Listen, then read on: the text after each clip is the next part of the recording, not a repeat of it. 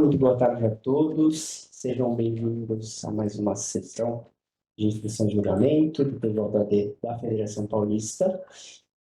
Primeiramente, gostaria de cumprimentar todos os presentes, sejam muito bem-vindos, meus pares aqui na plenária, também todos os presentes que vieram fazer aqui as suas defesas, testemunhas, sintam-se à vontade. Bom, para darmos início aqui, temos um pedido de preferência ao processo número 1273 de 2024, de relatoria da doutora Patrícia. Doutora Patrícia, por gentileza, para o relatório.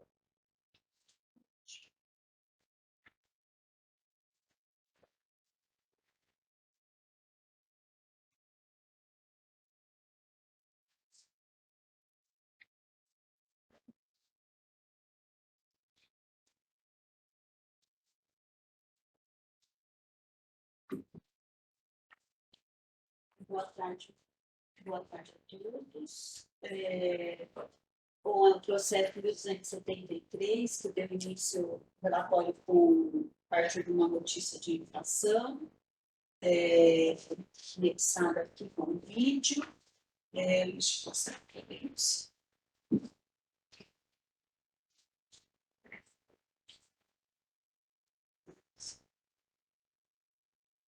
Bom, a Procuradoria oferece denúncia em relação ao árbitro Hermínio Henrique Munkdauer, por infração ao 259 do CBJD.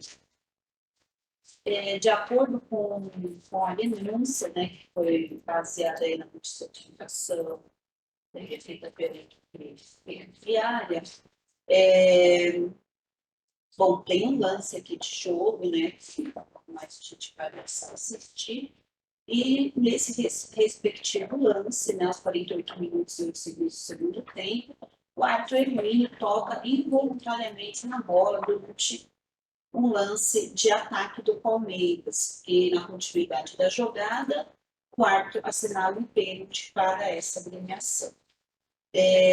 Ocorre que no momento em que o senhor Hermínio encosta a bola e a jogada prossegue em ataque promissor, com a relato da denúncia, seria necessária imediata interrupção da jogada pelo árbitro, né, de acordo com a determinação de recomeço com a bola no chão, conforme determina a regra 9. Aí vem a questão da regra. Ao não proceder dessa forma, o árbitro deixa de observar, então, a questão da aplicável à modalidade incorrente de 259, ou seja, deixa de observar as regras do futebol. Permita-me destacar também, de acordo com a Procuradoria, o fato do árbitro ter anulado a penalidade, que havia sido assinalada no segmento dos determinados da partida com a bola no chão, após a terminação da resolvência do VAR, não afasta o dispositivo em questão, uma vez que a regra na origem do lance deixou de ser aplicada. Destaca também a Procuradoria que a denúncia é ofertada com base na imagem que registra o momento em que a bola toca no árbitro, desvia sua trajetória e resulta no ataque promissor da agremiação que está em sua posse. Ainda assim, a Procuradoria coloca até uma questão de cópia processual e entende pertinente registrar que no exato momento que o árbitro encosta na bola coincide com o momento em que ele faz o movimento de giro de seu corpo para acompanhar o lance e sair da trajetória da bola. Fato este que, eventualmente, poderia ter impedido a sua percepção de toque de bola. Basicamente, esse é o resumo da denúncia, tá? Além disso, bom, o árbitro é primário, né? E esse é o relatório, presidente. Tem um vídeo aqui para assistir. Muito obrigado, doutora Patrícia. Então, vamos aqui primeiro para a produção de provas. Temos defesa, né? Primeiro a produção de provas, depois a gente passa para a defesa. Tem o vídeo pela relator diária e também pela Procuradoria. Tá, então, por favor.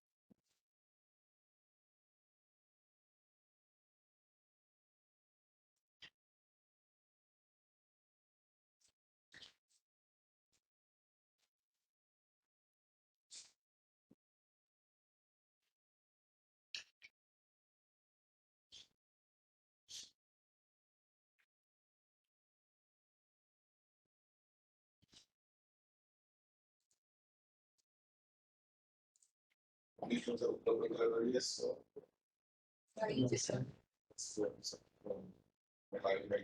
Tá, então agora vamos passar o vídeo juntado com a Procuradoria. A procuradoria está melhor a imagem? Tá.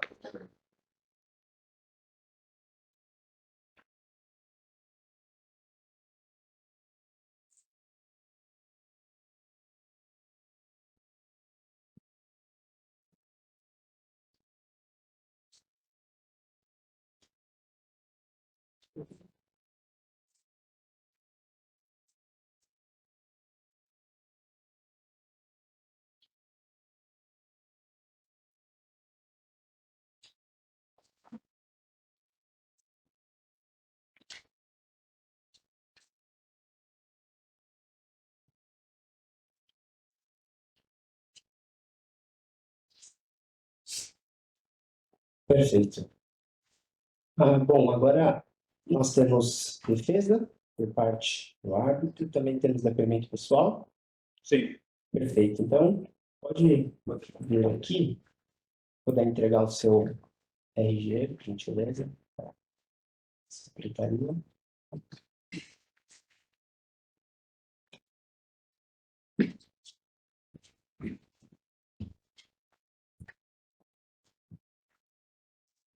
Senhor Gemínio, muito obrigado pela presença, seja muito bem-vindo. Só lembrando que o senhor tem um compromisso com a verdade.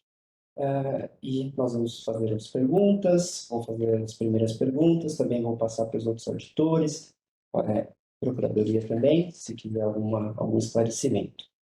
O senhor pode, com relação ao fato, né, o que aconteceu no dia do jogo, com relação específica a esse lance que foi mostrado pela procuradoria? No momento que a jogada se desenvolve, né, por um ataque do time do Palmeiras, eu busco um posicionamento para não ficar no meio da jogada. E aí eu observo que a jogadora ela olha sentido pro meio da área, assim.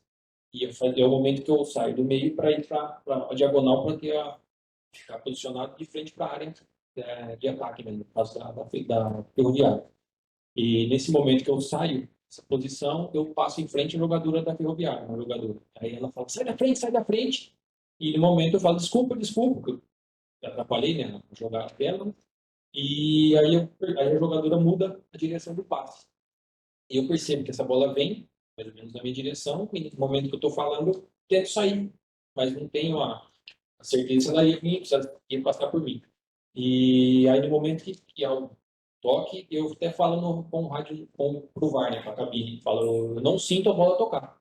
Se houve toque, foi sutil, né? Muito leve, eu não senti. E aí a jogada continua e a marcação da infração de pênalti. Foi a situação. Perfeito. O senhor não sentiu a bola tocar na hora? Tá. E aí depois no VAR, o senhor conseguiu ver, constatar que a bola tocou? Quando eu faço o procedimento da gestão da área em si, a cabine pergunta se eu senti o toque. Eu falo, não, não senti. Se houve o toque, se houve o toque, foi mínimo. Né? E aí ele foi me checando para ver se houve ou não o toque. E aí quando eu chego na área, aí passa a imagem e eu percebo que a bola toca e ela muda a trajetória assim, né? Então, mas no momento eu não acabo não sentindo. Por isso que não há paralisação. Perfeito. Aí o senhor decidiu, né, ali que você viu, decidiu anular o pênalti por conta da... Como a situação foi anterior, né? A bola tocou, então reinicia com bola ao chão, né? A infração, então o pênalti acaba sendo retirado. Perfeito. Doutora Patrícia, você não tem perguntas? Bom, boa tarde. Agradeço a sua presença aqui para nos ajudar a instruir o processo. Entendi perfeitamente, o senhor colocou sobre a fala principal. A minha pergunta é saber quanto tempo o senhor é árbitro, quantas partidas, se o senhor tem mais ou menos uma ideia de quantas partidas já deve ter dado aí nesse campeonato, e se já aconteceu alguma situação semelhante. Falou para mim também. Eu iniciei em 2017, mas formei em 2018. O campeonato esse ano fiz jogos de Série A3, bastante jogos de Série A3 de Copa Paulista. No total, eu já tenho mais de 100 jogos pela federação, de todas as categorias. Mas no feminino, ano passado, fiz 3 partidas e esse ano foram 2. Essa foi a minha segunda. 100 jogos, né? Sim. Mr. Ricardo, alguma pergunta? Boa tarde, Chorinho. Obrigado pela presença. Presidente, eu assisti tantos vídeos, tanto o vídeo apresentado pela Ferroviária na notícia de infração, quanto o vídeo da Procuradoria. Estou satisfeito com as respostas do senhor Bárbara e agradeço a presença do senhor em nosso tribunal. Obrigado. Bom, já que em Procuradoria. Obrigado, presidente. Obrigado, senhor Hermínio, pela sua presença. Eu tenho uma dúvida só do seu depoimento, que o senhor menciona que não sentiu ou sentiu, se houve o toque, foi sutil ou foi mínimo. Nesse ponto, se tendo sido um toque sutil ou mínimo, o senhor entende que não teria sido motivo para a paralisação do jogo e com o recomeço em bola ao chão? Isso eu não entendi. Já que o senhor deixa aberta a possibilidade de ter havido um toque sutil no seu pé. Tendo havido um toque sutil, o senhor teria paralisado o jogo ou não? Teria deixado o jogo?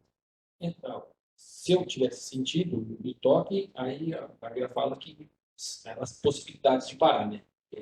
Um ataque promissor, ou uma bola bate, toca no árbitro e entra, ou se muda a posse. Nessa situação, como eu vi a observação, que ela teve a possibilidade de um ataque promissor, então por isso que acabei voltando, né, mudando a decisão. Mas mesmo que houvesse o toque sutil, se eu tivesse sentido, eu teria paralisado. Obrigado. Satisfeito. Muito obrigado, procurador. Senhor Hermínio, muito obrigado pela presença. Pode pegar o seu documento. Você tem perguntas? Ele já passou a apresentação.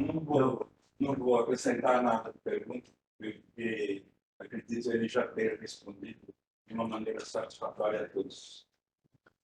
Claro. Então, eu passo a palavra para a Procuradoria para fazer a sustentação oral e depois o senhor pode falar a palavra, por favor. Obrigado, presidente. Boa tarde a todos. Cumprimento a todos na sua pessoa, presidente. E antes de entrar especificamente nos termos da denúncia, embora não seja necessário, a Procuradoria gostaria de destacar os 2 lances indicados na notícia de infração pela agremiação ferroviária e os quais não foram objeto da presente denúncia. Então, o primeiro teria sido uma solada, que vimos na imagem, na prova produzida pela ferroviária. Tratou-se de um lance de jogo e que no julgamento do árbitro foi apenas para assinalação da falta, então interpretação normal e que não caberia aqui a denúncia por essa procuradoria. Em relação à expulsão da atleta da ferroviária, e na notícia de infração a agremiação ela alega que a súmula estaria errada, consignando que o árbitro teria sido xingado pela atleta expulsa, quando na verdade a atleta teria xingado uma atleta do Palmeiras. Isso da imagem não há como seguir, aliás, ao contrário, a Procuradoria juntou uma imagem apenas para fins de esclarecimento, em que há um ângulo em que a atleta expulsa, ela está olhando para o senhor Hermínio e para o árbitro, então, razão pela qual não haveria como afastar a presunção de veracidade da súmula. Então, esses 2 lances deixaram de ser objeto da presente denúncia, tendo sido, então, o toque involuntário na bola do senhor Hermínio objeto da denúncia, justamente porque a imagem é evidente. Há um desvio na bola que resulta num ataque promissor, tanto é que há como resultado uma penalidade para a agremiação Palmeiras, que estava em posse da bola, e que, olhando estritamente a imagem, o lance deveria ter sido paralisado no ato. A Procuradoria, sim, ofertou a denúncia porque a imagem, sim, evidenciava tal fato. Mas, ciente de que, e fiel à imagem de que o árbitro estava num movimento de rotação e ao levantar o pé, ele poderia não ter sentido, a própria Procuradoria mencionou isso na denúncia e entendeu, então, por bem trazer a denúncia para necessário julgamento dos auditores. Então, tendo isso relatado, a Procuradoria deixa aqui a critério dos auditores o julgamento nos termos da denúncia, que seria a infração em curso ao artigo 259 do CPJD. Muito obrigado, doutor procurador. Por favor, a defesa. Senhores, muito boa tarde. Estamos aqui tentando fazer uma defesa ao árbitro Emílio, um árbitro que, de uma certa forma, já é considerado um árbitro antigo, tem mais de 100 jogos em todas as categorias. Em relação a esse procedimento e ao toque involuntário que constou na própria denúncia, um toque involuntário, o próprio clube admite isso, que foi involuntário. E se ele está com a perna no ar, dificilmente ele conseguiria sentir esse toque. Ele deixou a jogada prosseguir, porque o lance para ele foi como um lance normal. Saiu de uma jogadora do Palmeiras para uma jogadora do Palmeiras, e na sequência, no terceiro lance, ocorre a infração da penalidade. Só que, chamado pelo VAR para que revisasse ao início dessa jogada, ele chegou à conclusão de que realmente, involuntariamente, ele teve que voltar e procedeu, que manda a regra. Bola chama e o jogo segue. Não há o porquê ter mais denúncia para ele sofrer uma penalidade. Acredito eu que ele é muito mais merecedor de uma absolvição do que uma penalidade. No segundo lance, em que houve a expulsão, fora de dúvida, a gente tentar esclarecer de que o clube reclamou porque foi um vermelho direto. Esse vermelho direto ele pode ser dado a 30 segundos de jogo. Pode ser dado até na hora que for iniciada a partida. Isso é normal. Não tem o que a gente falar. Quanto é dizer de que teria reclamado com uma outra jogadora, seja da equipe dela ou do Palmeiras, difícil. Difícil. Até pelo fator de que, sabidamente, nós sabemos qual é a linguagem que é utilizada no jogo. Isso é evidente. Tem clara demonstração, a própria reclamação da própria Ferroviária, ela fala que houve o xingamento e que esse xingamento seria direcionado a uma outra atleta, e não em relação a isso. Quanto ao demais, de súmula, não súmula, eu acho que foi suprido. Talvez isso aí tenha muito mais um condão, e era um jogo de uma relativa importância, que seria uma semifinal do Campeonato Feminino. O resto, não temos muito o que falar. Eu peço aos senhores que estão aptos a julgar que ele seja absolvido. Eu agradeço. Muito obrigado. Muito obrigado, doutor Sérgio, pela explicação. Se vocês me permitirem uma parte, além disso tudo, de ser advogado, já exerço há 30 e tantos anos, também fui árbitro. Não, bacana. Também temos Sérgio aqui, o árbitro também. E esse aqui foi meu discípulo. Então estamos com a casa cheia. Por gentileza, doutora Patrícia, para voto. Bom, assim, eu acho muito importante a questão da presença do senhor Hermínio aqui, para poder nos esclarecer. Foi bastante elucidativo, porque, evidentemente, a gente vê uma imagem ali, e a própria Procuradoria também coloca ali, né, que existe essa questão involuntária, como a própria defesa colocou, que... Então, assim, veio uma sequência dizendo que foi involuntário. Eu acho isso um aspecto importante, evidentemente que não foi ali uma situação proposital, né? O senhor Hermínio já, como colocou para a gente, tem mais de 100 jogos e mais de 100 jogos, então a gente sabe, percebe que ele tem experiência, né? E em todos esses jogos a gente também não é algo comum, né?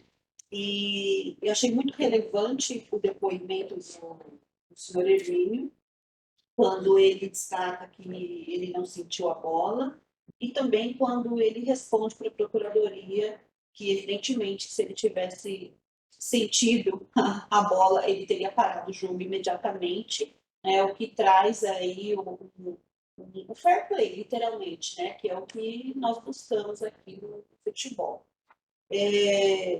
Como foi colocado no relatório, ele é primário.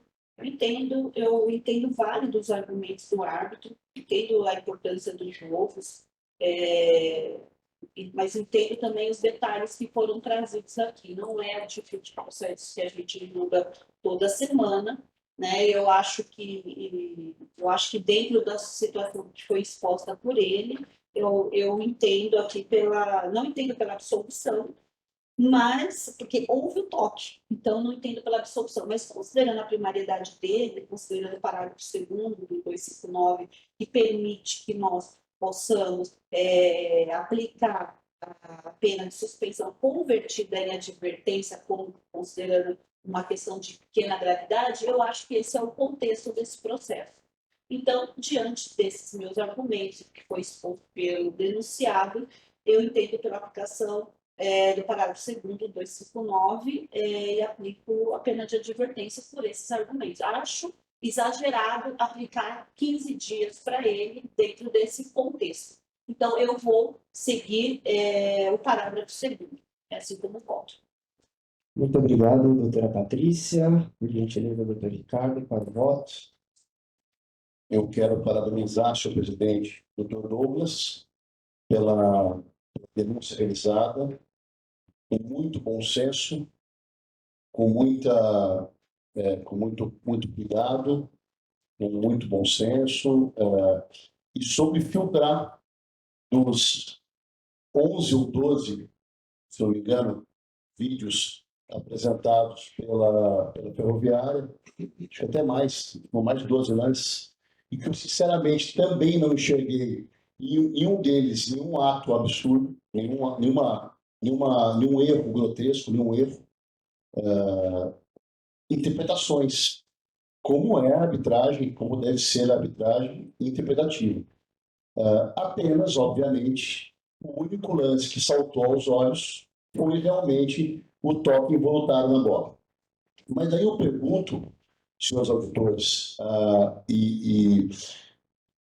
se ele não sentiu o toque na bola, ele não cometeu um erro, ao meu ver, de interpretação da regra.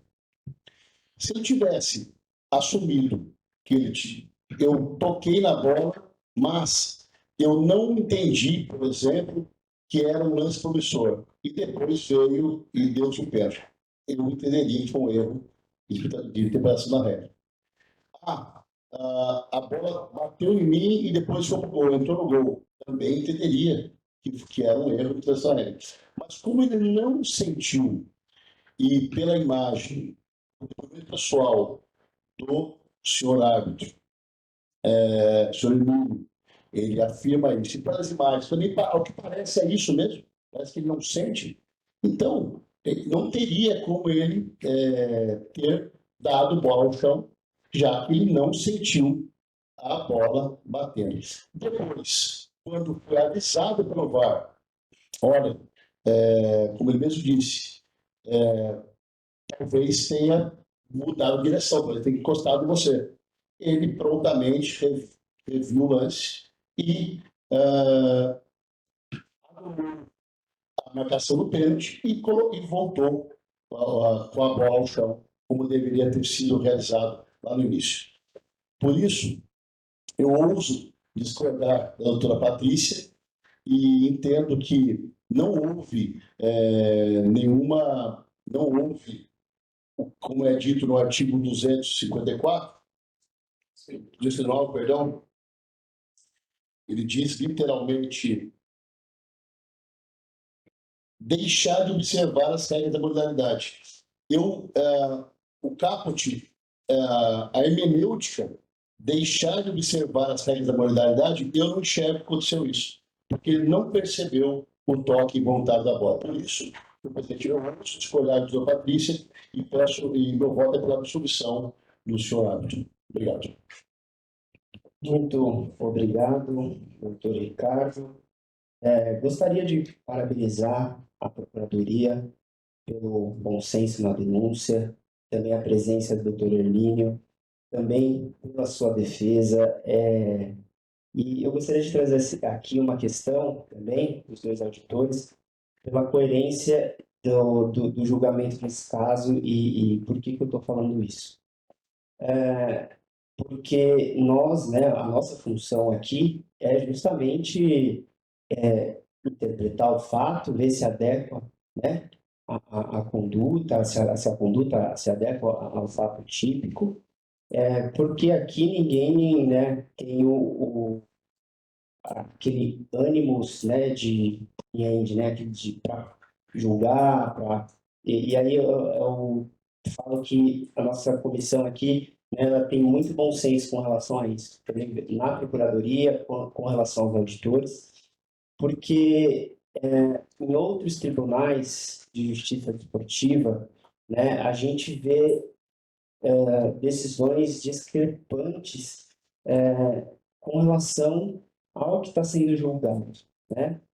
A vontade de punir sem analisar as provas, né? E isso é muito importante, a gente ter o depoimento pessoal, a gente ter aqui também a defesa.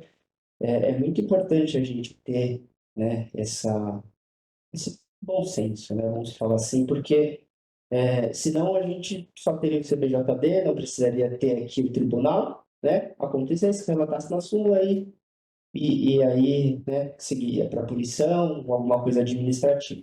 Então, acho que a nossa função é isso, é analisar, ponderar e dar um julgamento justo, né, e com a função social que tem o Tribunal Esportivo por conta da competição, né, por conta do trabalho da arbitragem também, agora falando do seu caso concreto, né, o árbitro aqui foi um curso 1259, né, a questão do erro de direito, mas eu vou concordar com a divergência e eu também acho que quando, no depoimento do senhor Hermínio, quando ele diz que ele fala no rádio, eu acho, né, não houve um toque, mas se foi sutil, ele não sentiu, né, fazendo essa interpretação, também não vejo, até porque ele foi, voltou, né, atrás, ele viu, né, e aí aplicou ali a bola ao chão.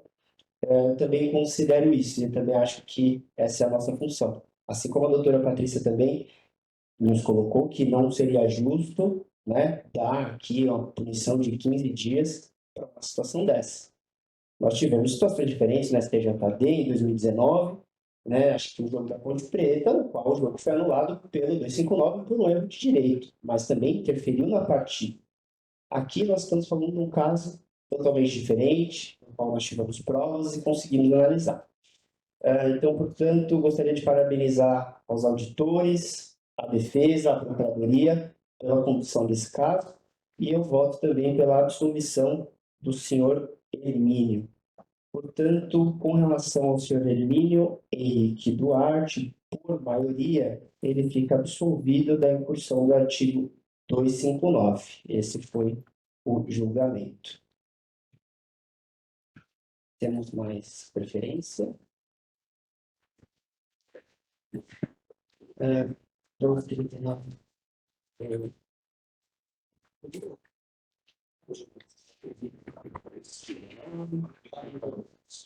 Até mais. Muito obrigado. Viu? Obrigado. Obrigado. Parabéns. 12h45. Bom, antes de continuarmos, também gostaria aqui de dar as boas-vindas ao Dr. Leonardo e à doutora Laila. Bernardo, doutora Laila, né? Sejam muito bem-vindos aqui à nossa comissão, também ao tribunal. Como nós somos mais novos, né? Eu sempre falo que a gente tem que aprender sempre, né, com as pessoas que têm mais experiência, assim como a doutora Patrícia, a doutora Ricardo, a Paula também que está aqui, né? Que tem muito conhecimento e que a gente puder absorver deles, eu acho que é de maior valia. Mas sejam muito bem-vindos e vamos nos encontrar bastante aí. Bom, próximo processo aqui da pauta, é o número 2 da pauta, de número 1245, da relatoria do Dr. Ricardo Luiz Flávio Viana. Por gentileza, Dr. Ricardo, para o relatório.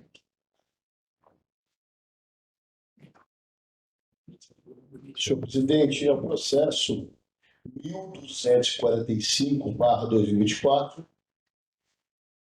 oriundo de partida vaga pelo Paulista Sub-12 entre Marília e São Bento, ocorrido no dia 3 de novembro de 2024, no Estádio Municipal Bento de Abreu, Sampaio, Vidal e Marília. Diz a dor da Procuradoria que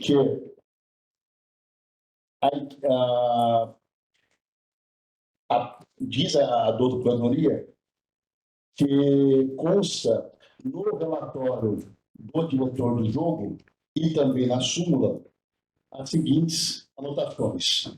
Após o término da partida, o atleta de número 1, senhor não, né? É jovem ainda, é o educando, atleta educando, Andrei Caleb da Silva dos Santos, da equipe de São Bento, acompanhado do diretor de jogo, senhor Caio Bastos, veio ao vestiário de arbitragem informando que alguns torcedores da equipe do Marília o ameaçou, dizendo as seguintes palavras: vou te matar quando sair daqui. Informo que a equipe de arbitragem não presenciou tal fato citado acima. E também no relatório do diretor de jogo consta a seguinte anotação. Logo após o início do jogo, verifiquei que próximo ao Andrade, de bancada sul, mandante sem torcedores, houve um uso de artefato fumígeno de cor azul. Enviei registro fotográfico usado do artefato para o protagonista do DCU. Quase no final da partida, algum princípio de tumulto de torcedores de ambas torcidas, à distância trocaram insultos, ofensas e ameaças. A PM foi acionada e resolveu a situação sem maiores consequências. E daí sim, é o objeto da denúncia. Fui procurado no final da partida pelo atleta da equipe estande número 1, goleiro André Caleb da Silva dos Santos. O mesmo informou que gostaria de relatar que sofreu ameaça de morte por um torcedor mandante.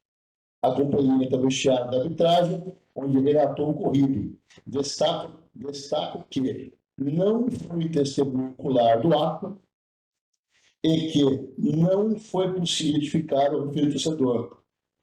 A arbitragem relatou a ocorrência na súmula, como eu também já vi anteriormente. É interessante que a Procuradoria de um relatório para a equipe do São Bento, a qual o atleta educando faz parte, isso consta em folhas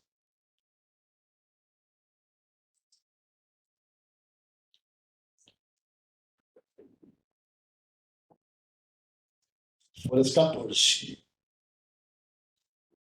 É aqui mesmo, folhas 14. Folhas 14 é o e-mail enviado para o Esporte Clube São Bento e a resposta do Esporte Clube São Bento vem em folhas 16 em diante. E diz o seguinte: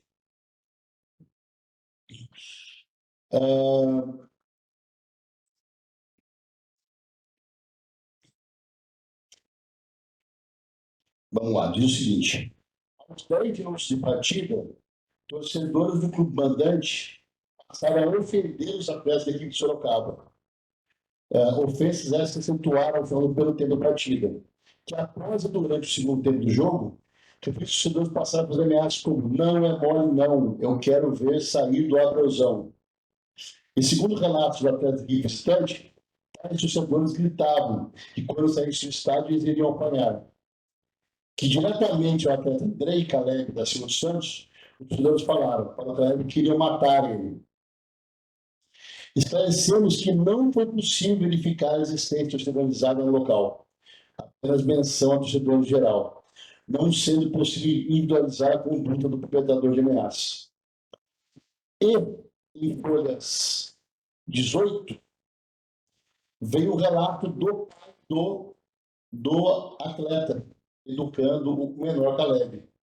Ele diz o seguinte: na partida vivi um dos momentos mais preocupantes como pai. Desde o início, o torcedor do Marília, funcionário atrás dos campos de reserva, xingava continuamente os membros da comissão técnica e os garotos de São Bento. Aquilo já era revoltante, considerando que se tratava de um campeonato de alto nível e acima de tudo de crianças em campo. No entanto, a situação piorou drasticamente no final do primeiro tempo, para o início do segundo. Era visível que a pressão das ameaças dos filhos policiais desempenham os nossos meninos. Quando os vi saindo para o turno de intervalo, eles vi seus rostos amedrontados. No vestiário, perguntaram o que estava acontecendo, eles contaram que eles não paravam de xingar, inclusive fazendo ofensa às suas famílias.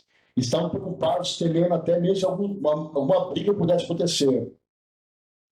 O momento mais doloroso para mim foi ver o filho Caleb chorando na beira do campo, quando ele veio a torcida, assim que retornou ao campo no segundo tempo, para relatar que havia escutado no primeiro tempo. Quando voltaram a torcida, ele disse, com a voz embargada de medo, que a torcida havia ameaçado de morte, que a torcida o havia ameaçado de morte. Ainda por cima, a torcida cantava músicas provocativas, dizendo que queriam ver sobre sair da cidade. É o que relata o senhor Elivelton Leme dos Santos, pai do atleta Andrei Caleb. Por isso, os senhores, a infelizmente citada equipe do Marília, e posto isso, a Procuradoria denuncia a equipe do Marília como incurso no artigo 243C do PDD, combinado com o artigo 8º do Código Penal da FIFA e artigo 78 do regimento, do RCG da CBF, do Regulamento Geral de Competições da CBF. Senhor presidente, é o relatório. Muito obrigado, doutor Ricardo. Não temos prova juntada, né? Só defesa escrita, né? Do São Bento? Não, esse foi o relato, né, do pai. Tá, foi da parte. Então, perfeito. Por gentileza, com a palavra da Procuradoria. Bom, obrigado, presidente. Que de forma muito sucinta, a Procuradoria inicialmente lamenta muito, né, ter de realizar uma denúncia nesse sentido, considerando a gravidade de ameaças de morte proferidas pela torcida da agremiação Marília contra um atleta educando, né, que não tem mais de 12 anos. Então, tal fato merece ser registrado aqui e merece ser registrado também quão repugnante tal ato. Evidentemente, a denúncia ela ocorre nos termos do artigo 243C do PJD, que é o que tipifica a ameaça, colada com o artigo 78 do RGC da CBF, que confere, então, a responsabilidade objetiva à agremiação decorrente de uma conduta imprópria de seus torcedores. Então, por tais motivos, a Procuradoria reitera os termos da denúncia, aguarda a condenação da agremiação denunciada, novamente lamentando pela necessidade desta apresentação. Muito obrigado, doutor procurador. Agora passo a palavra para a defensoria. Boa tarde a todos. Antes de mais nada, mas de maneira muito breve, gostaria de agradecer a oportunidade de atuar nesse tribunal diante de profissionais que são referência para mim. É um motivo de muito orgulho. Mas passando ao caso, é sim, sem dúvida, um caso muito delicado. Não há como discordar quando eu leio que uma criança de 12 anos não pode, de maneira alguma, estar submetida a uma situação como essa. Acredito que não há como afirmar qualquer coisa em sentido contrário, mas aqui nós precisamos se ater a algumas circunstâncias e algumas condições de julgamento que dizem respeito à tecnicidade. E a partir do momento em que a gente tem a prova que sustenta toda essa denúncia através de alegações, através de informações prestadas por pessoas diretamente interessadas nessa narrativa, nós precisamos ter uma certa cautela para analisar os fatos que envolvem esse processo. Quando o árbitro da partida, a equipe de arbitragem em si, ela destaca que não presenciou os fatos e que essa anotação em súmula, na verdade, ela decorre de informações que lhe foram passadas ao final da partida, a gente não tem diante de nós a presunção de veracidade da súmula destacada pelo Código Brasileiro de Justiça Desportiva. Se esses fatos narrados tivessem sido corroborados por alguma outra prova, sim, nós estaríamos diante de um respeito à tecnicidade exigida pelo processo disciplinar desportivo. Mas aqui, a única prova que sustenta essas alegações, elas partem de pessoas diretamente interessadas nesse julgamento. E se levarmos em consideração que o próprio delegado da partida, que fica entre os bancos dos times que estão participando da partida, e ele relata que ele não viu, não presenciou essa situação, nós não temos diante de nós sequer mesmo a comprovação da autoria dessa infração. Diante disso, considerando que nós não temos sequer a comprovação da autoria dos fatos narrados, a defesa pede pela absolvição. E caso não seja este o entendimento deste tribunal, a defesa pede subsidiariamente que seja, então, aplicada a pena mínima. E, claro, descartada a hipótese de suspensão de estarmos diante de uma agremiação. O artigo 243C, ele estipula, além de multa, a pena de suspensão, mas estamos diante de uma agremiação que não pode ser suspensa do campeonato. Então, caso seja aplicada a multa suscitada pelo 243C, a defesa pede que seja aplicada em patamar mínimo, ainda aplicado o artigo 182 do Código Brasileiro de Justiça Desportiva, que reduz pela metade, já que estamos falando de uma competição não profissional. Muito obrigado. Muito obrigado, doutor Bernardo, pela defesa. Por gentileza, doutor Ricardo, passa o voto. Obrigado, senhor presidente. Senhor presidente, me atendo exclusivamente à denúncia.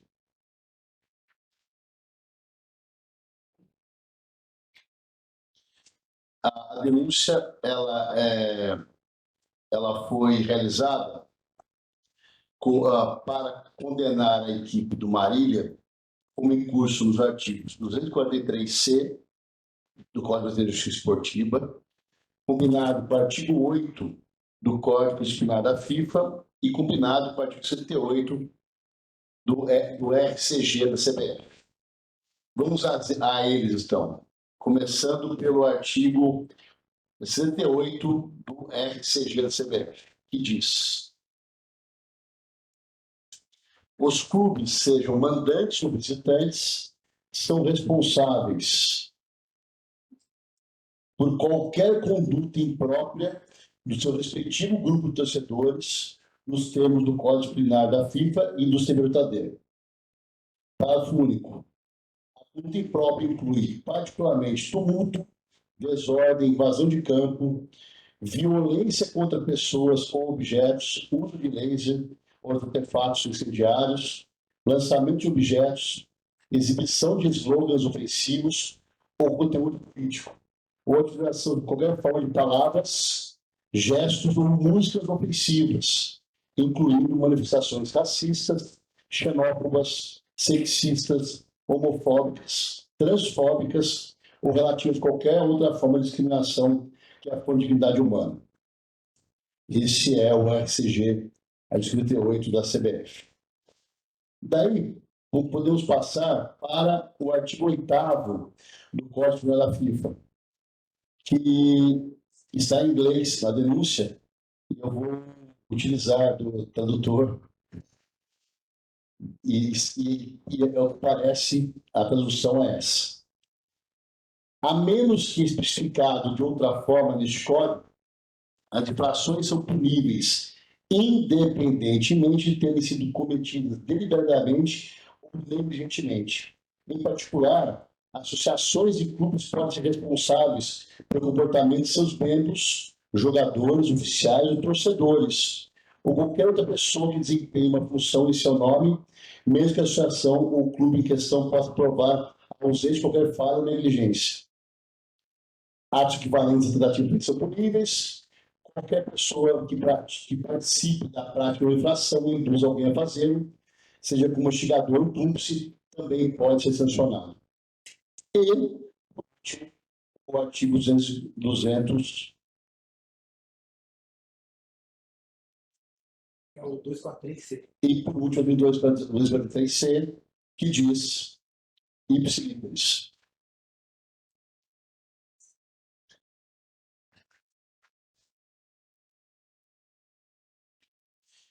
Ameaçar alguém por palavra, escrito, gestos ou por qualquer outro meio a causar-lhe mal injusto ou grave.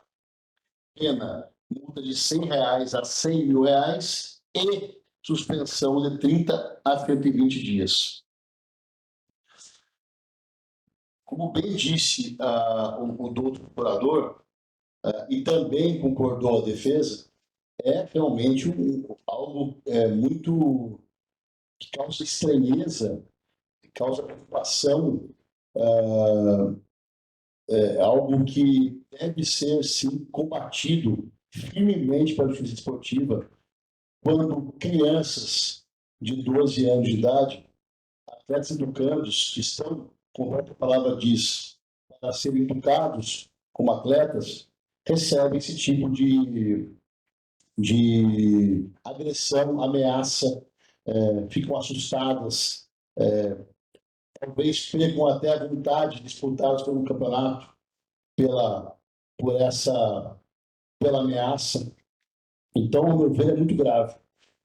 Mas, ao mesmo tempo, eu entendo que a hermenêutica do 243C, ela não pode ser, na integridade do artigo, aplicada ao caso de tela. Porque fica óbvio, ao meu ver, que é para a pessoa física, né? Esse artigo foi escrito, redigido para apenar e regular e apenar a pessoa física e não a pessoa jurídica. Portanto, é o que eu entendo. Ameaçar alguém por palavra, escrito, gesto, qualquer outro meio, a causar mal injusto ou grave. Sendo assim, pela gravidade do acontecido, muito embora a arbitragem e o diretor João tenham percebido, muito provavelmente, e isso eu levo em consideração o relato do menor de idade que é difícil uma criança de 12 anos de idade mentir. Eu sou pai, já tive 3 filhas, e todas elas, a minha última agora tem 12 anos. Então você percebe que inventar uma história dessa e depois manter. E o relato do pai também me trouxe muita preocupação, né, da aflição do filho. Sendo assim, o meu voto é para mitigar esse artigo 243C, imputando, ou melhor dizendo, condenando a equipe do Marília apenas a pena de multa e não a pena de suspensão. E voto pela pena de multa no importe de R$600. É como voto, senhor presidente. Muito obrigado, doutor Ricardo. Desses R$600 já combinado com o artigo. Já combinado, seja 2. Perfeito. Obrigado, doutor Ricardo, pelo brilhantismo do voto. Por gentileza, doutora Patrícia. Vou refletir. Porque, assim, parabenizo aí a interpretação, o voto do relator, mas antes mesmo de passar o meu voto, porque realmente é um processo que, ainda que tenha a questão do Código Disciplinar da FIFA e o regulamento, a gente tem que enquadrar isso dentro do CBJD. E, a meu ver, eu não consigo ver aqui a aplicação do 243C, porque ele fala multa e. Eu acho que isso, eu acho que como jogador, a gente não, a meu ver, estou aqui refletindo, doutor Ricardo, eu acho que a gente não pode suprimir, porque é uma coisa que multa e tal.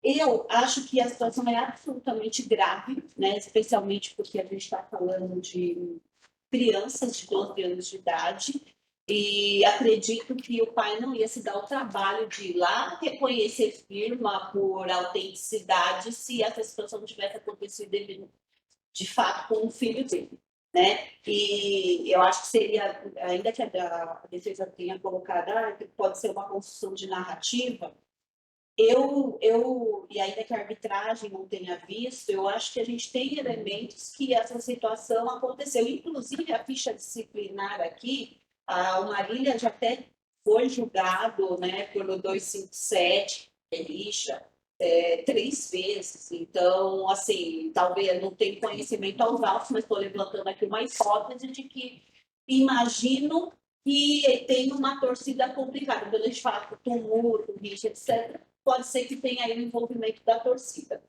Eu estou lendo aqui no CBJD comentado, até o comentário do Felipe Biglinato, e ele está comentando aqui que o 213 é um tipo aberto, né? E ele até coloca aqui, basicamente, eu vou colocar aqui resumidamente, o seguinte, que quando a gente fala do acontecimento, quando gera desordem ou causa algum tipo de prejuízo e esteja intimamente ligado à responsabilidade da entidade, que é o caso, isso está ligado intimamente à responsabilidade da entidade. Isso deve ser considerado como tal.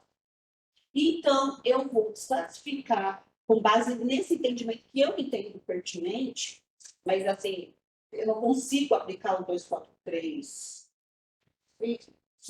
Obrigada. Eu vou desclassificar e eu acho que a situação me parece que cabe dentro do 213, porque o clube, a gente está falando de torcida, né? De pessoas que estavam na torcida. E ele deixa ali de tomar providências, né? E no meu ponto de vista, ainda que tenha sido 1, 2, 3, trata-se aqui de uma coisa aberta. Eu acho que, inclusive, até o próprio Felipe coloca essa interpretação, que é um tipo aberto, que cabe à interpretação do jogador, e eu me convenço disso. Então, eu vou desclassificar e vou colocar no 213. Inclusive, é até interessante que ele coloca aqui uma coisa bem importante. Deixa eu tentar aqui resumir.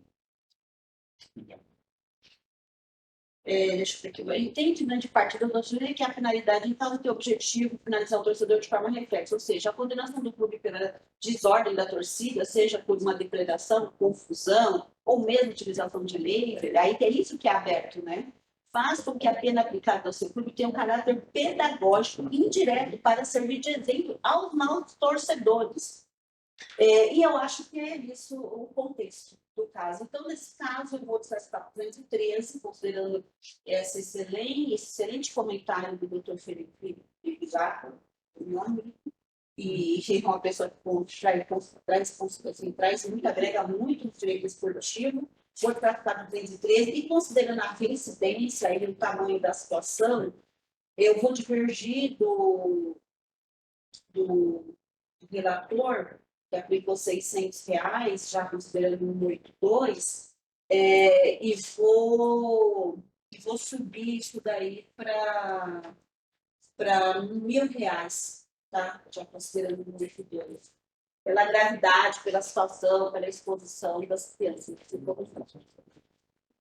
Muito obrigado, doutora Patrícia. Senhor presidente, eu fico convencido pelo voto divergente. Entendo também que é possível enquadrar 213, seria mais técnico. E fico convencido e vou alterar E o valor da multa pecuniária de R$1.000. Parabenizo aqui o voto da doutora Patrícia, muito bem colocado, né, com essa questão do artigo, né, da gente ter aqui a aplicação escrita do artigo e ter tomado essa preocupação. Também parabenizo aqui a defesa por ter trazido elementos que, sim, são relevantes para a gente pensar na hora do julgamento, também a Procuradoria. Mas eu acredito que aqui no caso do concreto, né, a gente está falando de uma, né, ameaça, e na ameaça, né, é aquele fato típico que ele não tem a materialidade, né, que nem fatos relacionados a racismo, ao abuso, então mas nesse caso específico, né, o bem tutelado é a tranquilidade jurídica a tranquilidade psíquica do atleta, né? Então, quando isso acontece, eu acho que ele vai relatar, assim, levando em consideração todos os elementos que estão nos autos, né? Então, por o atleta ter 12 anos de idade, 11, 12 anos de idade, né? E eu acredito sim que ele sentiu que o bem jurídico tutelado dele, né? Essa tranquilidade psíquica foi abalada e que ele foi relatar a alguém. E aí, né, eu acredito que o fato se confirmou no exato momento que a pessoa X lá falou determinada ameaça para ele, como ele relatou ali.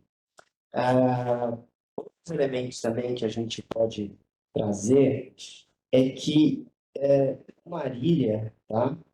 Ele não trouxe elementos que afastassem as alegações, né, do São Bento, né, do atleta do São Bento, do pai do São Bento. Então, isso é preocupante, porque quando a gente fala do crime formal, e aí que também tem muita discussão aqui, às vezes quando acontece algum caso do 243G, né, a gente fica nessa discussão de trazer os elementos, de refutar, que é muito importante.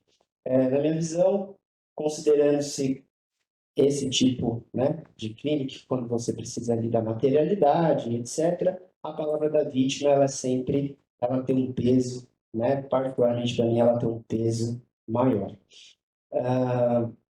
Então, por conta disso, né, de Marília não ter trazido os elementos que afastassem aqui essas alegações, pelo fato da reincidência, muito bem apontado pela relatora, né, que nós temos aqui 3 condenações do 257, parágrafo 3º, que a gente não identifica, então presume-se que, né, que a torcida, então deve ter ali já alguma questão já intrínseca ali, né, que acontece. Nós temos aqui 2 condenações, embora 3 uma absolvição, mas nós temos 2 condenações com multas altas.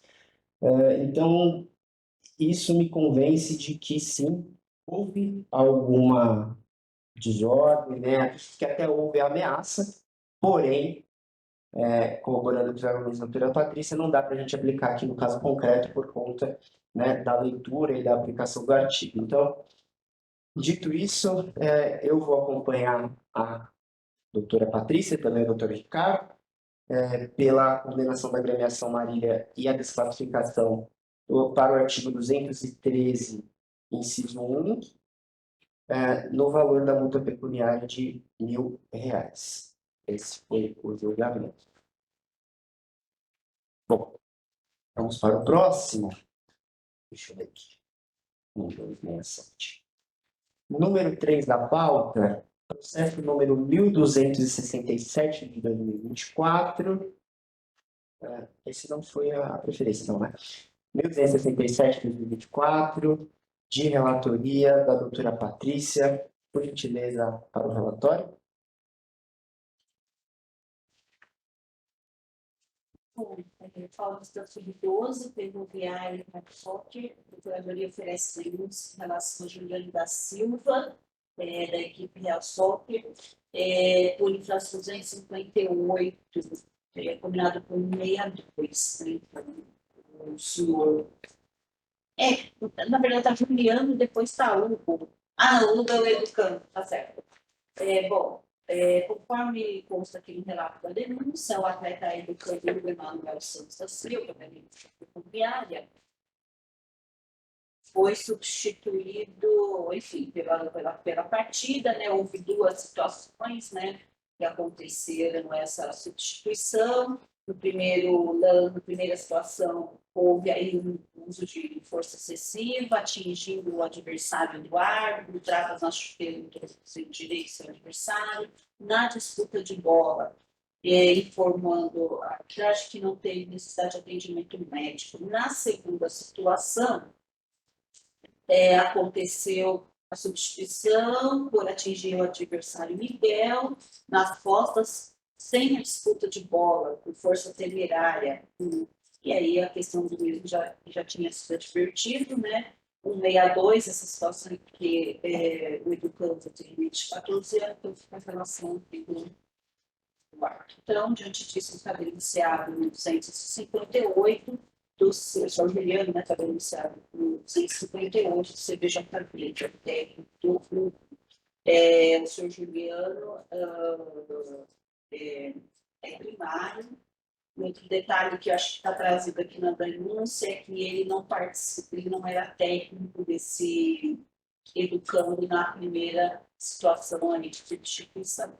Esse é o relatório. Muito obrigado, doutora Patrícia. Com a palavra a Procuradoria. Obrigado, presidente. Aqui a Procuradoria gostaria de fazer apenas 2 destaques. O primeiro, então, tratando-se de uma denúncia em relação ao técnico responsável por atleta educando incidente em infração disciplinar, a Procuradoria destaca que o artigo 162 ele traz a definição de que a reincidência é do atleta e não de seu técnico. E a Procuradoria destaca esse ponto, ciente de entendimento que em outra oportunidade já foi firmado nesta comissão, de que a reincidência teria de ser relacionada ao técnico.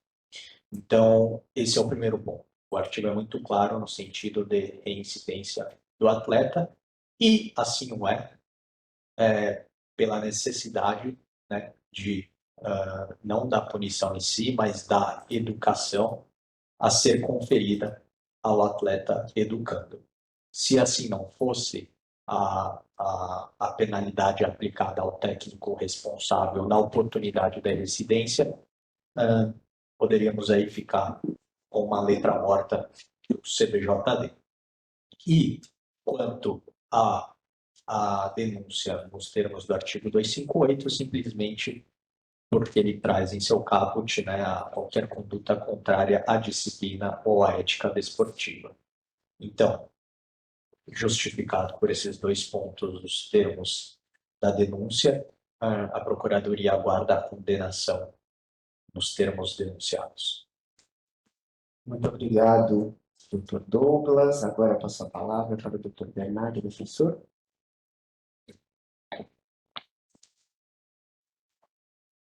Bom, da denúncia oferecida, eu destaco aqui dois pontos importantes que precisam ser analisados para que a gente possa chegar a um resultado realmente justo para o ato, para a conduta em si narrada aqui nesse processo. O primeiro deles é quando é mencionado que não houve a necessidade de atendimento médico por parte do atleta que foi atingido pelo atleta, então seria denunciado, mas por ser educando, atribui-se a responsabilidade ao seu técnico. E a segunda condição importante seria a menção que se faz à força temerária. Por quê? Porque ambas essas situações, elas dizem respeito à disputa da bola que estava sendo exercida no momento do ato praticado pelo atleta educando. E quando a gente está falando em disputa de bola, a gente, antes de mais nada, precisa se atentar à escolha do árbitro em partida.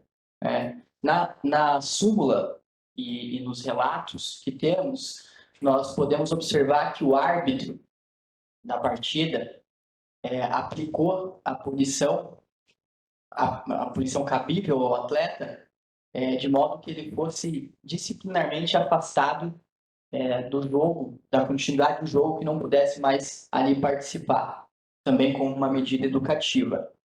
E eu faço esse destaque porque o Código Brasileiro de Justiça Desportiva, em sua parte introdutória, aquele, se nós buscarmos lá no site do GOV, oferece ali um rol introdutório de intenções dos legisladores, se é que assim podemos dizer, quanto às infrações e as intenções das regras disciplinares do processo esportivo. E eu vou pedir licença para ler um trecho dessa parte introdutória e ler, porque é um tanto quanto extenso, mas não vai tomar muito nosso tempo aqui.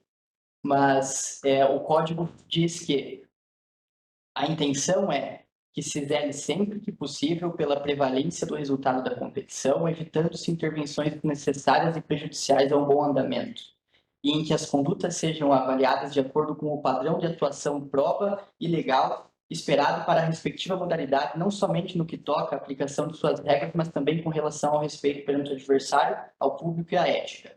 Busca-se com isso evitar que lances de pequeno potencial ofensivo sejam desnecessariamente levados a julgamento. A título exemplificativo, e aqui faço destaque, porque possui certa semelhança com o caso aqui analisado por nós, a título exemplificativo, a regra pretende impedir que uma falta cometida numa partida, objeto de advertência pelo árbitro, o que denota a ausência de maior gravidade, seja reavaliada no âmbito da justiça desportiva para levar à suspensão do atleta, sem que haja qualquer outro fator suficiente para aplicar outra punição, no caso aqui extra-campo. Quando temos essa premissa diante de nós, eu entendo que o atleta já foi devidamente advertido quando o árbitro o retirou da partida. Entendo que a decisão adotada por árbitro em campo já é suficiente para advertir o atleta com o seu caráter educativo da punição imposta. Então, é por isso que a defesa pede pela absolvição. Caso não seja esse o entendimento do tribunal, então que se aplique o parágrafo 1º do 258, com a pena de advertência ao técnico, já que a medida será a ele aplicada. E, por fim, caso seja aplicada alguma suspensão, aquela prevista no artigo 258, então seja reduzida pela metade, caso seja suspensa por mais de um dia, seja reduzida então pela metade, por se tratar de uma competição também não profissional. Obrigado. Muito obrigado, doutor Bernardo. Doutora Patrícia, para o voto. Bom, eis que a ali, novamente a defesa, porque as empresas aspectos importantes para a condução do processo. Eu, assim, analisando a questão das substituições disciplinares, como foi colocado pela defesa, o primeiro lance, o primeiro momento foi dentro de uma disputa de bola. Tá? É uma coisa básica aqui que qualquer outro julgamento que tivesse sido, a gente provavelmente, eu afirmo que nós daríamos uma advertência. Eu entendo aqui que realmente, entendo, não, a lei entende, né, que o técnico tem que ser punido, né, até mesmo para trazer esse condão disciplinar e tal, né, que é uma coisa a mais, né, quando, conforme o doutor Bernardo colocou, vem a arbitragem, já dá ali a substituição, naquele momento já traz ali uma repressão. O que acontece aqui no caso específico, até para justificar o meu voto, é que o técnico, primeiro que a situação não é uma situação, né, de uma situação grave, né, que tirando a segunda situação, mas a primeira situação não é uma situação grave. E, em segundo lugar, é que o senhor Juliano, que é o técnico, ele não era o técnico do Hugo, né? Já basta que o legislador dar essa responsabilidade direta para o técnico, normalmente, para ter essa responsabilidade em relação aos educandos, mas nesse caso ele não era o técnico do atleta quando aconteceu a primeira substituição, né? Então, em relação à segunda situação, né, da substituição disciplinar, que realmente a situação estava fora da disputa de bola, e até a arbitragem coloca que ele já tinha sido advertido e tal, entendo que é uma situação complicada do atleta, porém, em relação ao técnico que está aqui respondendo por ele, ele participa desse segundo momento, mas não do primeiro. E até pelo fato dele ser primário, eu vou aplicar aqui, vou aplicar a pena mínima aqui, convertendo em advertência, considerando que o técnico até então não acompanhava esse atleta. Então, eu acho que para ponderar ser algo proporcional, entendo aqui pela aplicação da substituição da suspeição por advertência, quanto ao caso, se como voto, presidente. Muito obrigado, doutora Patrícia. Como vota, doutor Ricardo?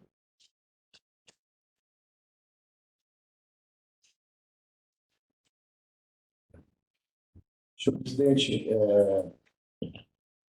uma pena, né, a Ferroviária não estar aqui, né, um representante, o próprio senhor, o próprio denunciado, para nós questionarmos, né,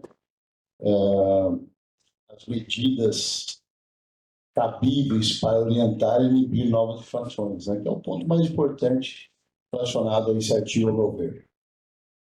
Nós sabemos que a Ferroviária hoje é um exemplo do futebol paulista do interior de São Paulo, um dos grandes clubes do futebol paulista, quiçá do futebol brasileiro, em estrutura.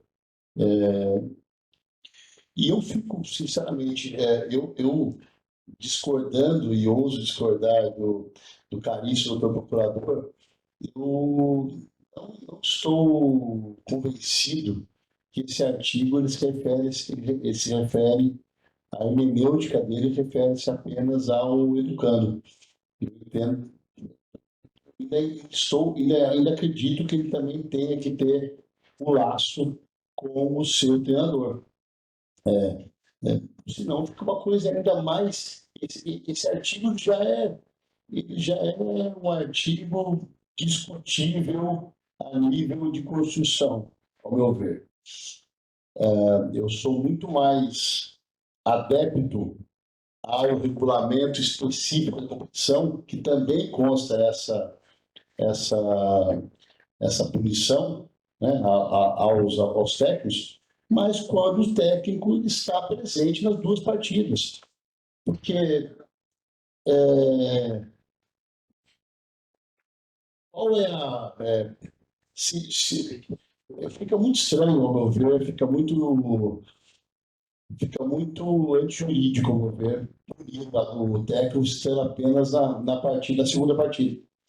Então, senhor presidente, para manter a minha coerência, enquanto eu não for convencido do contrário, eu voto pela absolvição do técnico diante pelo fato de não estar presente na primeira partida.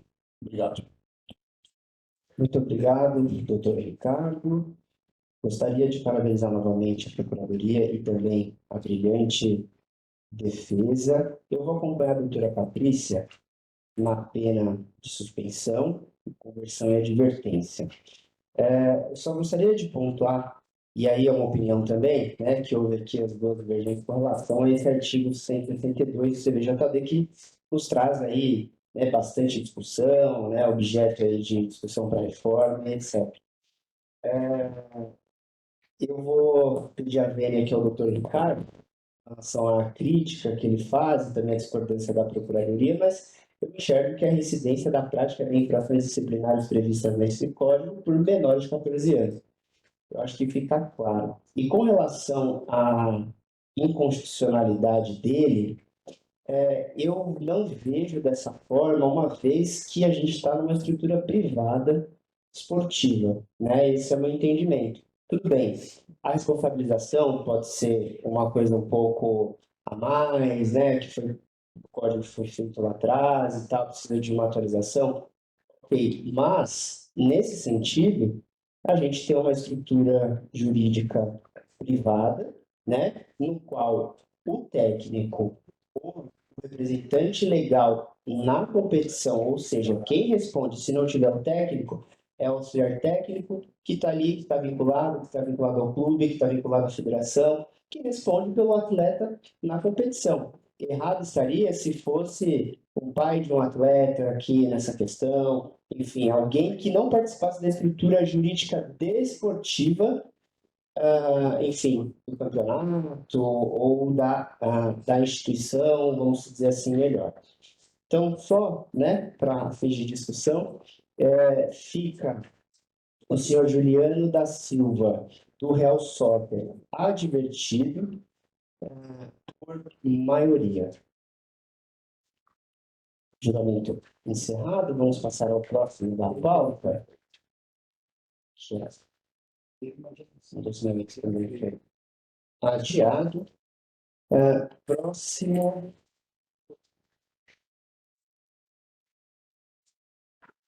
Bom, próximo processo é o processo número 1269, de relatoria do Dr. Ricardo dos Paiva Viana. Por gentileza, Dr. Ricardo, para o relatório, por favor. Senhor presidente, é o processo 1269/2024, oriundo em partida vaga pelo Amador do Estado, entre as equipes do Scott Morisco e do Belenense, ocorrido no dia 16 de novembro de 2024, no Estádio Geraldo Lima Franco. Foram denunciados 2 atletas amadores, o senhor Miguel, do Esporte Clube Morisco, e o senhor Juliano, do Belenense. E a douta Procuradoria denuncia o senhor Miguel, pois consta da súmula da partida que o senhor Miguel foi expulso, pois com a partida paralisada, em um princípio de tumulto, segurou pelo pescoço seu adversário de número 7, senhor Juliano Faustino Recedive, após ter sido chutado pelo mesmo. Sendo assim, ele foi denunciado como incurso no artigo 250 caput do CBJD. E o senhor Juliano diz a súmula que com a partida paralisada, em um princípio de tumulto, desferiu e atingiu seu adversário de número 4, Miguel Almeida Favre, com um chute nas pernas. Sendo assim, o senhor Juliano do Belenense foi denunciado no artigo 254-A, tá? Primeiro 2 verdadeiro. Os 2 atletas amadores são primários, não há nenhuma condenação de certidão antecedentes. A súmula consta no processo, relatório de jogo também, relatório de jogo com fotografias.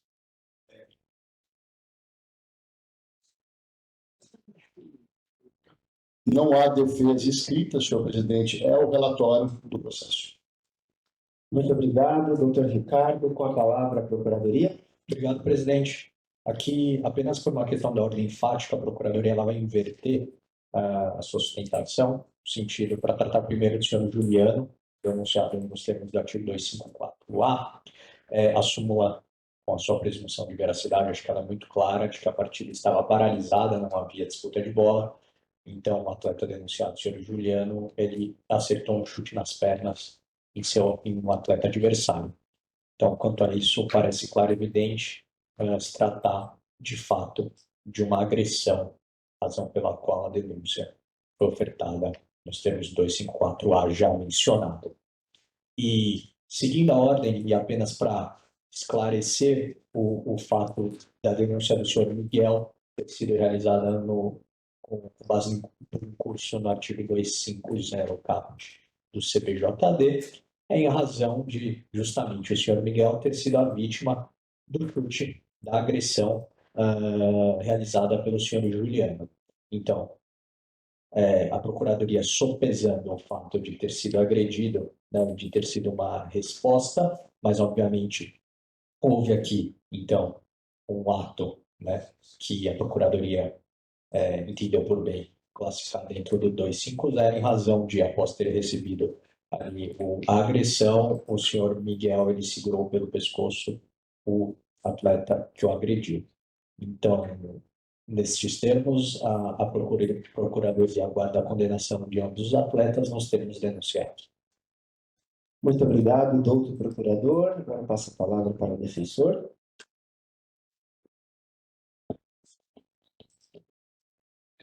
Bom, iniciando a defesa aqui no que toca ao atleta Miguel, denunciado pelo 250 caput, convém aqui destacar que, diante de um conceito tão amplo como traz o 250 do Código Brasileiro de Justiça Desportiva, entendo que a nossa análise aqui também precisa passar por critérios subjetivos. Até porque o mesmo dispositivo legal estabelece em seu parágrafo a possibilidade de redução da punição de suspensão para advertência em caso de menor gravidade. E aí a nossa análise, então, precisa passar pelo o que é um ato de menor gravidade. Quando temos diante de nós um conceito subjetivo, é importante que tragamos também a análise os fatores que levaram a situação a acontecer. Nessa situação aqui, estamos diante de uma partida de campeonato amador. E a partir do momento em que é travado uma discussão, uma rixa fora da disputa de bola, precisamos aplicar aqui aquilo que é proporcional a esse fato. Então, diante da subjetividade que trata o caso, a defesa pede para que seja levado em consideração o princípio da proporcionalidade, tratado no artigo 2º do Código, para que se aplique apenas a punição de advertência ao atleta Miguel. Em relação ao atleta denunciado Juliano, como a própria Procuradoria mencionou, o ato dele decorre de uma resposta a uma ofensa que lhe foi praticada. Evidentemente que existem maneiras de você responder adequadamente a uma ofensa que lhe é cometida, e a agressão nunca vai ser a saída. Mas é preciso que isso se leve em consideração como uma atenuante. O próprio Código Brasileiro de Justiça Desportiva estabelece como uma atenuante a hipótese de uma ofensa. É claro que o Código trata como uma ofensa moral, mas pensemos além, porque é importante que façamos essa análise. A resposta foi proferida pelo atleta em razão de uma ofensa que lhe foi praticada. Então, a defesa pede que para o atleta Juliano também lhe seja aplicado o princípio da proporcionalidade para que lhe seja aplicada a pena mínima. Ressaltado que diante de uma partida de campeonato amador, deve-se aplicar o artigo 182 também, para que seja reduzida a pena pela metade. Muito obrigado. Muito obrigado, doutor Bernardo. Por gentileza, para o voto, doutor Ricardo. Obrigado, senhor presidente. Parabenizo o procurador e o defensor pela excelente explanação, excelente voto. Pela excelente explanação, melhor dizendo. E vou utilizar o mesmo critério do procurador e vou dar meu voto primeiro para o atleta amador, senhor Juliano. E a súmula é muito clara ao prever que, e ela tem a sua presunção, ela tem a sua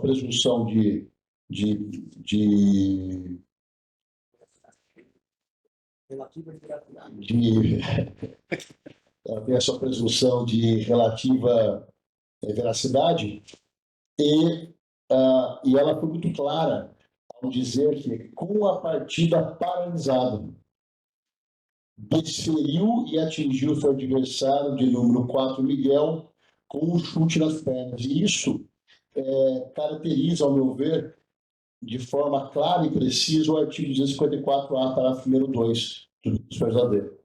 Sendo assim, o meu voto é pela condenação do senhor Juliano a pena de 4 partidas reduzida a 2 partidas, conforme o artigo 132 do PSD. Já o senhor Miguel, ele assume também, com a sua presunção relativa de veracidade, diz que ele segurou pelo pescoço seu adversário. Ela não diz atacou o pescoço, deu um safanão no pescoço, desferiu um burro no pescoço, não, segurou pelo pescoço.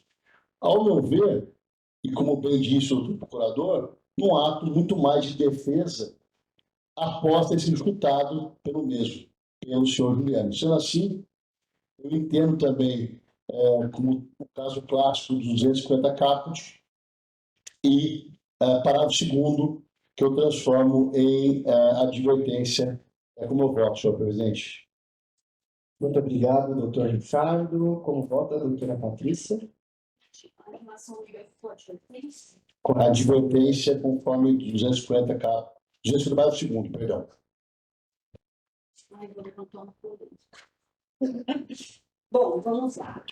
O que acontece? Eu estou, na verdade, até com uma dúvida aqui, porque eu entendo, ainda que o campeonato seja amador e ainda que ambos sejam primários, eu não entendo pela aplicação do 182 com base no parágrafo 3º, porque lá diz que quando o reincidente eles não têm o benefício da redução, mas também diz que a infração for de extrema gravidade.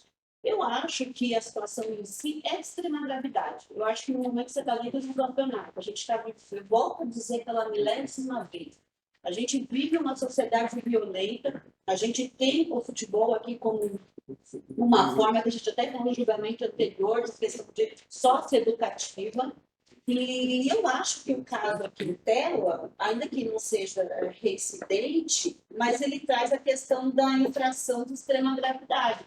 Eu acho que a situação de extrema gravidade é a própria situação de violência. A partir do momento que o Juliano, com a partida paralisada, vai lá e dá um chute nas pernas da pessoa, do outro atleta, com essa intenção.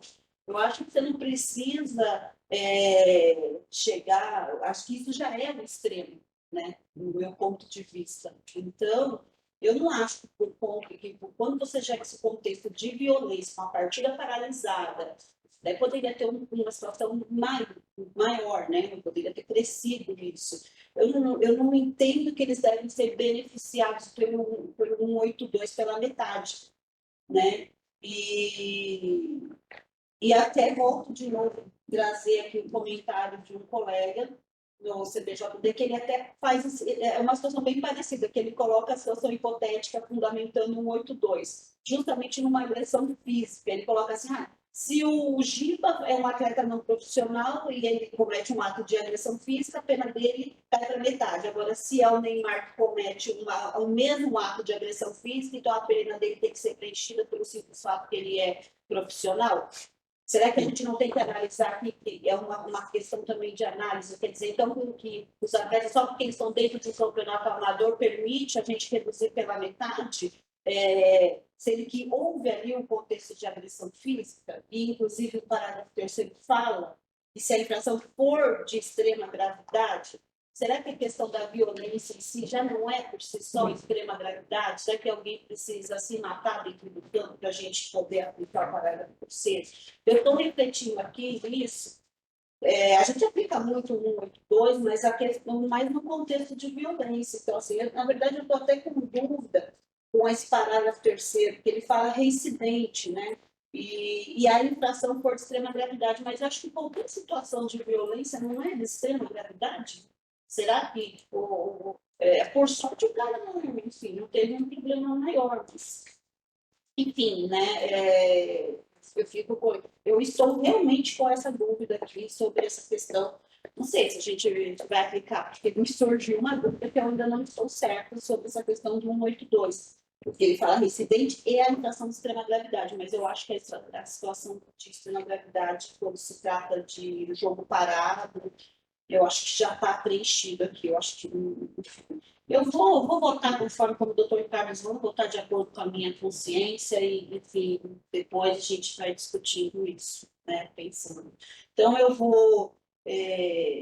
eu acompanho em relação a Juliano, 254A, voto por 4 partidas, e sem benefício do 182, considerando o parágrafo 3º que diz sobre extrema gravidade, entendendo que violência, nesse sentido, eu acho que a gente tem que pegar pesado com isso para tentar minimizar essas casos de violência aqui dentro, né, no futebol paulista. Então, vamos me valer desse detalhe aqui do parágrafo 3º.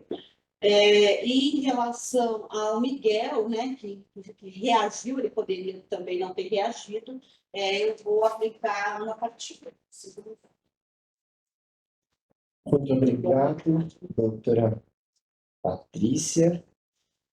Bom, vamos lá. Eu acho primeiro, né, que acho que esse é aquele jogo de volta, né? Teve aquela confusão e eu acho que ficou aí bem tranquilo isso, né? Acho que só 2 atletas aí expulsos aí pelo que foi o primeiro jogo, o jogo de ida, né? Então a gente já sabia que alguma coisa iria acontecer, mas, né, aconteceu grave, uma agressão com o revide, mas enfim, não escalou aí para a torcida, o que a gente ouviu aí de ameaça, etc., que iria acontecer. Graças a Deus aí o jogo transcorreu tudo bem. Um comentário com relação à doutora Patrícia, à utilização do parágrafo 3º, eu acho que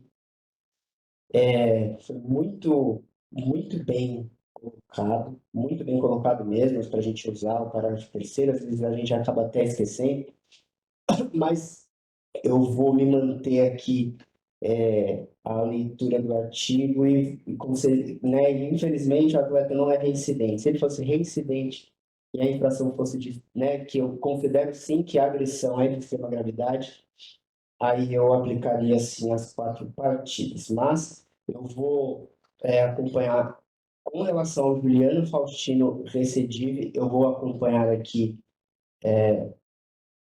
o relator, doutor Ricardo, em condenar o Juliano Faustino recidivo em 2 partidas, já combinado com o artigo 182, única e exclusivamente porque ele não é reincidente, e aí, né, eu estou fazendo essa interpretação, pedido vem da doutora Patrícia. E com relação ao Miguel Almeida, o atleta do Mourisco, eu vou aplicar a pena de uma partida, mas já combinado com o artigo 182, tá? Considerando sim o fato do revide, de segurar no pescoço. Tanto o atleta Miguel Almeida Faveri fica apenado por maioria em uma partida, e o senhor Juliano Faustino Recidive fica apenado aí em 2 partidas com benefício. Esse é o julgamento. Doutor Ricardo, só falando, necessário que falta uma palavra, eu ajudo, porque me acontece diversas vezes. Não, mas é perfeito. Acontece para mim diversas vezes. Aí eu porque é uma ajuda sempre bem-vinda. Muito bem. Eu estava pensando no artigo. Porque às vezes a gente Eu pensava. Maravilha. Obrigado. Processo número 6 da pauta, de número 1270, de relatoria do doutor auditor, relator Ricardo Luiz Paiva Viana. Por gentileza, doutor, para o relatório. Senhor presidente, é o processo 1270/24, oriundo de partida válida pelo amador do Estado entre União e o CA Bandeirante, ocorrido no dia 17 de novembro de 2024, no Estádio Municipal Salvador Russani, em Atibaia.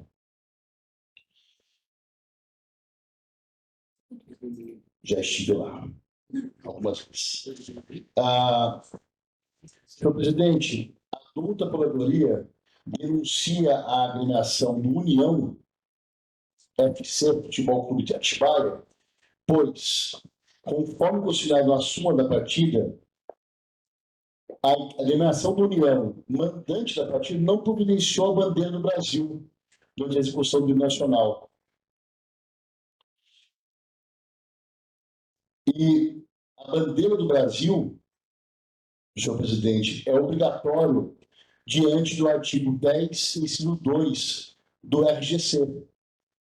Diz o artigo 10, inciso 2, compete ao clube detentor do mando de campo providenciar a bandeira nacional do Brasil, bem como a execução do hino nacional e música tema do futebol paulista para a emissão da partida.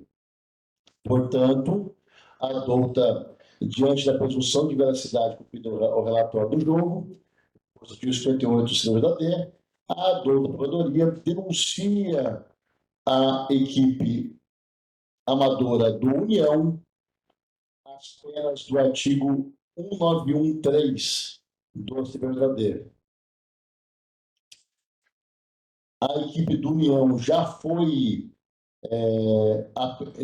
condenada pelo artigo 206 a multa de R$ 750 em 28 de outubro de 2024, processo 1213/2024. Temos o relatório do diretor do jogo no processo,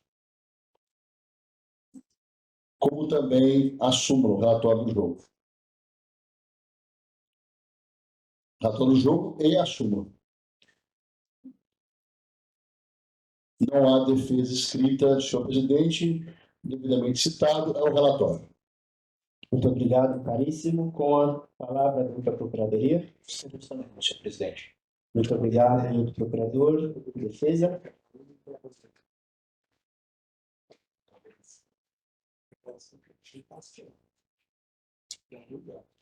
Gentileza, defensor. Bom, a denúncia é oferecida com base no artigo 191 e, de maneira muito objetiva, gostaria de ressaltar que o próprio artigo 191 também possibilita a aplicação, a redução da pena para advertência em caso de menor gravidade. É claro que a gente remonta à discussão do que seria uma menor gravidade, mas ressalto que, diante do princípio da proporcionalidade de novo, estamos diante de um campeonato amador e que a agremiação denunciada não é reincidente nessa tipificação específica, o que demonstra que não há um ato provocativo, um ato ilegal ou qualquer coisa semelhante nesse sentido em específico do que prevê o artigo 191. Então, diante dessa possível menor gravidade que trata o parágrafo 1º, pede a defesa pela aplicação de advertência à agremiação, que é uma advertência suscitando essa ilegalidade cometida, entende-se suficiente para que isso não volte a ocorrer, que é justamente o objetivo da punição aqui pleiteada. Diante disso, então, pela aplicação de advertência, de acordo com o próprio 191. Caso não seja este o entendimento do tribunal, se lhe for aplicada, então, a pena de multa, que também autoriza o 191, seja aplicado o 182 por se tratar de competição amadora, e diante da possibilidade ainda, já que o próprio Código Brasileiro de Justiça Esportiva estipula que as penas de multa devem ser aplicadas levando-se em consideração a capacidade econômica da pessoa denunciada, que se leve, então, esse fator em consideração e que se possibilite ainda o parcelamento do valor pago, já que é incumbência o requerimento, caso seja essa a vontade, como pede a defesa. Muito obrigado, doutor Bernardo, para o voto. Senhor presidente, agradeço a Procuradoria e também ao doutor defensor pela sustentação oral. E, primeiro, eu entendo e tenho conhecimento que o amador de Estado reúne geralmente os campeões de cada cidade, do futebol amador de cada cidade do estado de São Paulo, que são filiados à Federação Municipal de Futebol. Ou seja, são times que muitas vezes são associações e times que muitas vezes têm uma estrutura financeira melhor e maior até que times profissionais. São todas as partidas, pode ter certeza, que os jogadores recebem. É amador só o nome. Eles recebem a famosa gasolina, recebem para assinar, recebem para participar. É um campeonato muito forte, muito combatido. Gostoso de assistir. Eu recomendo a todos, quem já assistiu, pode ter certeza que é um campeonato muito legal de assistir, são bons jogos. Eu também eu discordo que o sentimento que a falta da bandeira nacional do Brasil seja algo de pouca relevância. Eu acho que é uma coisa, uma falta grave. E por isso, meu voto vai para a condenação da equipe do União, como em curso no artigo 181.3, combinado com o artigo 10.2 do REC, a pena de multa de R$300, já com o benefício do 182. Desculpa, doutor Ricardo, por favor. R$300, já com o benefício do 182.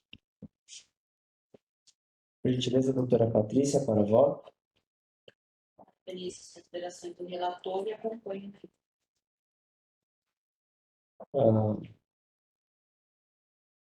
Também vou acompanhar o doutor relator. Só queria trazer aqui a questão porque, por conta da não aplicação dessa pena mínima e trazer os argumentos que a defesa trouxe, com relação à reincidência, que também acho que no começo teve muita discussão sobre isso e a gente sempre bate nessa pauta. É reincidente específico ou não é? E quando eu acho não, mas acho que o código traz para a gente, né, que fala que ainda que as infrações tenham natureza diversa, óbvio que isso vai ter um peso maior ou menor dependendo da infração que houve, se foi na mesma, se foi na diferente, mas eu acho que sim, ela tem que ter um peso, uma vez que o código traz isso para a gente. Então, só justificando o porquê não aplico a pena mínima, também parabenizo o defensor por trazer aqui a questão da advertência também nesse artigo, né, pelas argumentações, mas eu vou acompanhar o relator. Portanto, a agremiação União FC fica apenada no artigo 191.3 do CPJD em R$300, já combinado com o artigo 182. Passando isso aqui para o próximo. Acabou? De hoje? Opa, então, já que acabou, gostaria de agradecer a presença de todos, dar as boas-vindas de novo ao doutor Bernardo, à doutora Laila, e também dizer, né, que é muito bom, né, a nossa discussão aqui, né, essa troca de ideias, porque é isso, né, a gente quer fazer um trabalho justo, sério. Eu acho que nenhum auditor, nenhum procurador e nem defensor, né, eu acho que nós somos donos da verdade. Eu acho que a gente tem sempre que discutir com respeito, e eu acho que é isso que a nossa comissão traz muito aqui. Eu fico muito orgulhoso de participar e de ter os colegas, né, todos aqui presentes. Muito obrigado, julgamento encerrado.